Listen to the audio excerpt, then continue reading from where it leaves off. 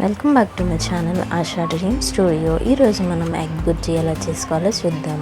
ముందుగా దీనికోసం ఒక పావు కేజీ ఆనియన్స్ని అయితే ఇలా ఫైన్గా చిన్న చిన్న ముక్కలుగా కట్ చేసుకోండి.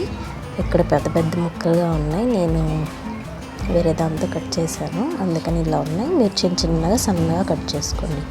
ఇప్పుడు స్టవ్ మీద ప్యాన్ పెట్టి ఇందులో ఆయిల్ వేసుకొని ఈ ఆనియన్స్ అన్నీ బాగా ఎర్రగా వేగే వరకు ఫ్రై చేసుకోండి. చూడండి, ఇలా వేగిపోవాలి. ఇలా వేగిన తర్వాత ఇందులో కొద్దిగా పసుపు, ఒక స్పూన్ కారము, ధనియాల పొడి, గరం మసాలా వేసి ఇంకొక నిమిషం పాటు ఫ్రై చేయండి. ఇప్పుడు ఇందులో ఒక 5 గుడ్లని ఇలా పగలగొట్టి వేసేసుకోండి.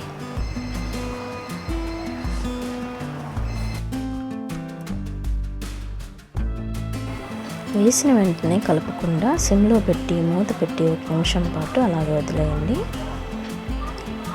ఇప్పుడు దీన్ని ఇలా ఒక సైడ్ నుంచి బాగా కలిపేసుకొని వీడియోలో చూపిస్తున్నాను కదా, ఇలాగా చిన్న చిన్న ముక్కలుగా అయ్యేంత వరకు బాగా కలిపేయండి వీటిని.